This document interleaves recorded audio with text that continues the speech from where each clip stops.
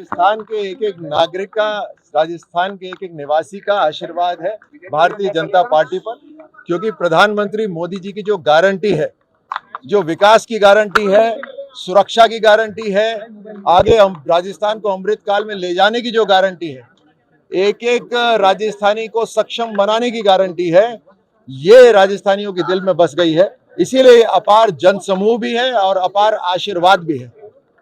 किस तरह का तैयारियां रहेंगी सबसे बड़ी विधानसभा? सर आप रहिए ना, आपको तो बोलना है। देखिए, राजस्थान के अंदर जिस तरह से पिछले 5 साल के अंदर कुशासन हुआ, उसकी उम्मीद नहीं थी। हम जानते हैं कि कांग्रेस सरकार सुशासन नहीं ला सकती, लेकिन जिस हद तक भ्रष्टाचार हुआ, जिस हद तक यहाँ पर अलगाववादी आए, तुष्टीकरण हुआ, इसकी कतई उम्मीद नहीं। और जनता को जिस तरह से लूटा गया, इस बार जनता उसका हिसाब किताब लेकर रहेगी। राजस्थान के अंदर, राजस्थान में प्रधानमंत्री मोदी जी का जो अमृत काल का विजन है, देश आगे बढ़ रहा है, उसके साथ साथ राजस्थान भी आगे बढ़े, ये हमारा पूरा प्रयास रहेगा, हमारा संकल्प रहेगा, हमारी प्रतिज्ञा रहेगी। घर घर पीने का पानी, हर तरह से इंफ्रास्ट्रक्चर, यहाँ पर इन्वेस्टमेंट आए, यहाँ पर रोजगार उत्पन्न हो और राजस्थान सबसे प्रथम राज्यों के अंदर हो, ये हमारा संकल्प और प्रतिज्ञा रहेगी। पूर्व प्रत्याशी वहां से रहे, विधायक रहे, राजपाल सिंह जी के समर्थक आए, प्रदर्शन कर रहे हैं, टिकट बदलाव। देखिए, शुरू के दिन में था, लेकिन अब जो भारतीय जनता पार्टी के कार्यकर्ता है, वो पूरी तरह से इस प्रतिज्ञा के साथ जुड़ा हुआ है कि राष्ट्र सबसे पहले, और राष्ट्र हित के अंदर भारतीय जनता पार्टी वो पार्टी है जिसके अंदर अगर पूरा कैबिनेट भी हटा दिया जाए तो भी छू नहीं होता। कार्यकर्ताओं को अलग अलग जिम्मेदारी मिलती है, आज मुझे मिली है, कल किसी और को मिलेगी। मैं इस बात में पूरा विश्वास रखता हूँ। आज भारतीय जनता पार्टी का मैं कार्यकर्ता हूँ, मेरा जो राजनीतिक अस्तित्व है वो पूरा का पूरा 100% 100% प्रधानमंत्री मोदी जी और भारतीय जनता पार्टी की तरफ से। मैं सेना में था, सेना को पूरा समर्पित था, खेलों में रहा, खेलों में पूरा समर्पित रहा। आज देश सेवा प्रधानमंत्री मोदी जी और भारतीय जनता पार्टी के माध्यम से कर रहे हैं, तो पूरी तरह समर्पित है। और इस इतनी त्याग तपस्या राजस्थान ने देखी है। किसी को टिकट मिले ना मिले वो तो बहुत छोटी सी बात है। आज जितेंद्र जी हमारे साथ आए हैं, प्रधानमंत्री मोदी जी के कार्यालय को संभालते हैं, आपका आशीर्वाद हमारे साथ है, ये केंद्र की शक्ति हमारे साथ है।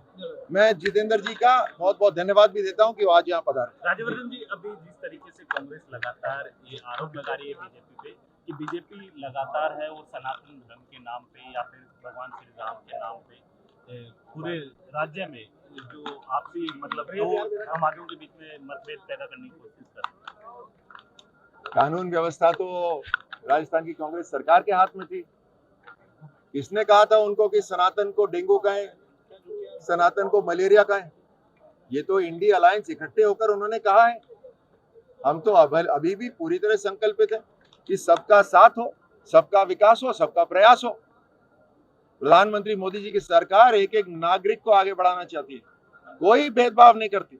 यहाँ राजस्थान की कांग्रेस सरकार की तरह नहीं है कि अलग आदेश निकालती है कि खास समुदाय का त्योहार है, बिजली नहीं कटनी चाहिए, और एक समुदाय के लिए धारा 144 लगा जाती है। मुझे नहीं लगता कि अंग्रेजों के समय भी, आप रिसर्च करिएगा, अंग्रेजों के समय भजन कौन सा बजेगा उसकी अनुमति अंग्रेजों से लेनी पड़ती थी क्या? लेकिन आज राजस्थान की कांग्रेस सरकार से लेनी पड़ती है।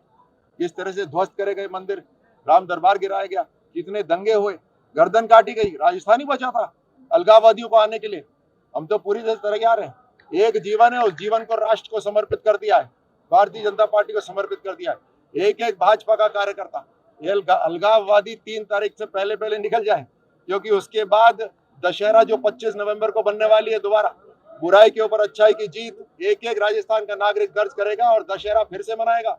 3 तारीख को दिवाली बनेगी और दिवाली के बाद राम राज्य जब राजस्थान में स्थापित होगा, ये अलगाववादी समस्या उसका समाधान करना है। देखिए, ईमानदार सरकार अब आनी निश्चित है, भाजपा की सरकार आनी निश्चित है।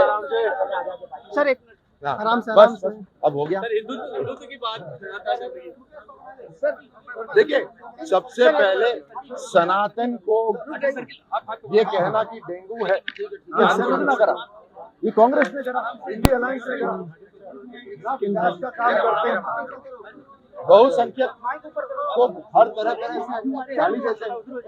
तो इसका तो हम भारतीय जनता पार्टी और मोदी जी पूरे सभ्य तरीके से धैर्य रखते हुए हम केवल सिर्फ विकास की बात करते हैं। सबका विकास, हमारी सारी योजनाएं सबके पास जाती है, कोई भेदभाव नहीं होता, सबका प्रयास रहता है, सबको साथ लेके चलते हैं।